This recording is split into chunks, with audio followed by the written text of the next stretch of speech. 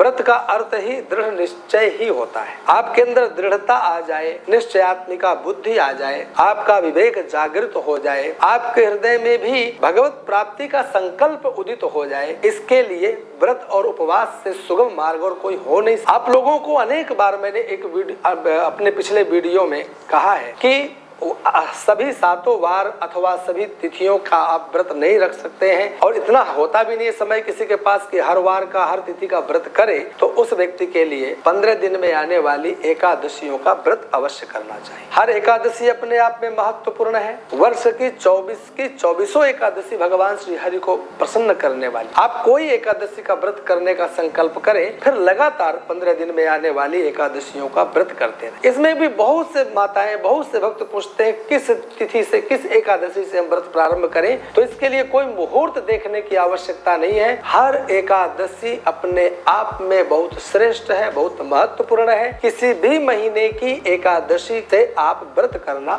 शुरू कर, आप व्रत करने का संकल्प लेंगे ना, तो आपके अंदर दृढ़ता आएगी। आपके अंदर जो किसी भी कार्य को कल के लिए छोड़ देने की भावना आती है, ये समाप्त हो जाएगी। सज्जनों, इसी का नाम दृढ़ता है कि जब आप कोई कार्य करने के लिए अनुसंधान करते हैं, आप किसी कार्य के लिए लक्ष्य बना लेते हैं, उसको पूर्ण करने के लिए तत्परता यदि कहीं से मिलती है, तो व्रतों से, उपवास से हम भगवान से प्रार्थना करके प्राप्त कर सकते हैं। उससे सुगम मार्ग, उसके लिए सुगम मार्ग एकादशी है, और हर एकादशी शरीर शुद्धि के लिए महत्वपूर्ण है, अध्यात्म मार्ग में प्रयुक्त होने के लिए अपने आप में श्रेष्ठ मार्ग है। तो आप, हम सब आज अब आने वाली जो वैशाख कृष्ण पक्ष की वरुथनी एकादशी है, इस एकादशी से व्रत करने का संकल्प करेंगे। और जो आज तक करते चले आ रहे हैं, उनके लिए भी बता दूं कि वरुथनी एकादशी अन्य एकादशियों की अपेक्षा बहुत श्रेष्ठ इसलिए मानी जाती है। वरुथनी शब्द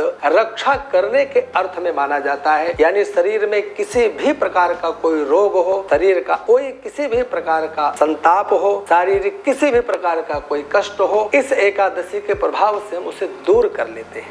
हमारे घर में, परिवार में, हमारे गांव में, हमारे क्षेत्र में, हमारे कुल वंश परंपरा में यदि किसी भी प्रकार की कोई बाधा चल रही है, उस भक्त को, उस व्यक्ति को वरुथनी एकादशी का व्रत करना चाहिए। पूरे परिवार को इस वरुथनी एकादशी का व्रत करना चाहिए और भगवान से प्रार्थना करना चाहिए कि हमारे जीवन में आने वाली इन समस्याओं से हमें निवृत्त करें, हमारी इन समस्याओं को समाप्त करें, और अवश्य ही भगवान प्रसन्न होंगे और आपकी हर एक कष्ट का हरण कर लेंगे। वरुथनी एकादशी के महात्म्य में युधिष्ठिर जी महाराज को सुनाते हुए भगवान श्री कृष्ण कहते हैं कि इक्ष्वाकु वंश में उत्पन्न महाराज धुंधुमार, जिनके शरीर में अचानक कुष्ठ रोग हो गया, जिसे हम कोढ़ कहते हैं, इस एकादशी के प्रभाव से उन्होंने अपने उस कुष्ठ रोग को दूर किया, सुंदर स्वरूप प्राप्त हुआ और अंत में स्वर्ग की भी प्राप्त। स्वयं महाराज मानधाता, ये बड़े महान धर्मात्मा राजा थे, और भगवान को प्रसन्न करने के लिए नर्मदा नदी के तट पर जाकर इन्होंने एक बार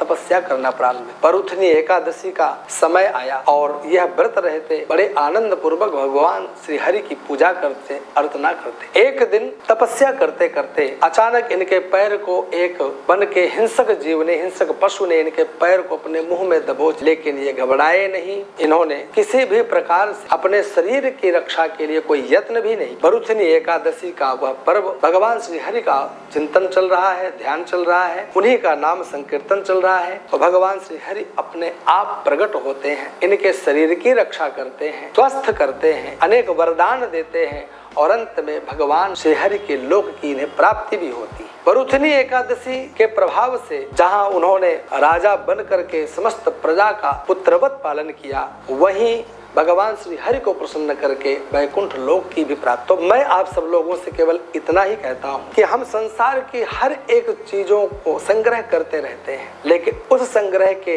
बावजूद हम लोगों को यह भी ध्यान रखना चाहिए कि हम अपनी आत्मशुद्धि के लिए क्या कार्य करते हैं, ऐसा कौन सा कार्य करते हैं जिससे हमारा शरीर शुद्ध हो, मनसा वचसा कर्मणा, जो कुछ भी हमने आज तक पाप कर्म किए हैं, जो हमसे दोष बने हैं, वो समूल नष्ट हो। इसके लिए आने वाली हर महीने की दोनों एकादशी, वर्ष भर की 24 एकादशी व्रत करने का आप संकल्प करें और भगवान को प्रसन्न करें। देखिए, यह बरूथनी एकादशी के बारे में मैं बताता हूँ कि यह इस वर्ष 2024 में यह एकादशी कब पड़ रही है। 3 मई 2024 शुक्रवार, दशमी तिथि रात्रि 11:23 पर समाप्त हो। ध्यान रखना, 3 मई 2024 शुक्रवार को दशमी रात्रि 11:23 पर समाप्त। उसके पश्चात एकादशी तिथि प्रारंभ हो जाएगी। 4 मई शनिवार को रात्रि 8:38 तक यह एकादशी चलेगी। यानी कि 4 मई शनिवार को प्रातः सूर्योदय के समय हमें एकादशी प्राप्त हो रही है। पूरे दिन एकादशी रहेगी, रात्रि सूर्यास्त के पश्चात 8:38 तक रहेगी। तो 4 मई शनिवार को ही हमें इस वरूथनी एकादशी के व्रत को करना है। अगले दिन प्रातः सूर्योदय की बेला में स्नान आदि से निवृत्त होकर के भगवान श्री हरि का पूजन अर्चन करते हुए, हवन आदि करते हुए, ब्राह्मण को भोजन जिमाते हुए और स्वयं अन्न का आहार लेते हुए द्वादशी के अंदर हमें पारण भी कर लेना चाहिए। मैं आपको एक बात बताऊं, व्रत संकल्प का नाम है। आपके हृदय में उठने वाले भाव और उसकी परिपूर्णता के लिए जो संकल्प लिया जाता है, वह संकल्प भी दृढ़ता को प्राप्त हो और भगवान श्री हरि हम पर शीघ्र प्रसन्न हो, इसी के लिए व्रत और उपवास होता है। इस व्रत और उपवास के करने से पूर्व हमें हाथ में जल लेकर संकल्प अवश्य कर लेना चाहिए। एकादशी यानी 4 मई शनिवार को प्रातः जल्दी उठें, स्नान आदि से निवृत्त हों, आसन जमा कर बैठे, संकल्प लें, भगवान श्री हरि के चरणों में प्रार्थना करें कि मनसा वचसा कर्मणा, मैं इस व्रत को परिपूर्ण करने में समर्थ हूँ, मेरे शरीर में सामर्थ्य हो और मैं स्वस्थ रहूं, इसके लिए मुझे आप ही सामर्थ्य प्रदान करें। उसके पश्चात लड्डू गोपाल, शालग्राम, लक्ष्मी नारायण, राधा, सीताराम, जिस इष्ट को आप पूजन करते हो उनको स्नान आदि कराएं, सुंदर अभिषेक करें, वस्त्र अलंकार आभूषण से सुसज्जित करें, तुलसी दल अर्पित करें, तुलसी पत्र अर्पित करें, भोग लगाएं, आरती करें। पश्चात आपके पास जो मंत्र हो, महामंत्र अथवा द्वादशाक्षर मंत्र या राम राम, सीता राम, राधा राधा, कृष्ण कृष्ण, श्री कृष्ण शरणम मम इत्यादि जो आपको अभीष्ट मंत्र हो, आपको प्रिय मंत्र हो, उनका डट कर जप करना चाहिए। उस एकादशी में दुनिया भर के प्रपंचों का चिंतन नहीं करना चाहिए। किसी भी प्रकार से मनसा वचसा कर्मणा, मुझसे कोई पाप कर्म ना बन जाए, इसका विचार करना चाहिए। बड़ी विचार पूर्वक, विवेक पूर्वक दिन भर भगवत गुणानुवाद गाते हुए, भगवान का ध्यान करते हुए, भगवान के नामों का स्मरण करते हुए एकादशी के पावन पर्व को मनाना चाहिए। यह बहुत महान व्रत माना जाता है। हर सनातनी को, हर हिंदू को इस व्रत को करने का संकल्प अवश्य लेना चाहिए। जय श्री राधे, जय श्री कृष्ण।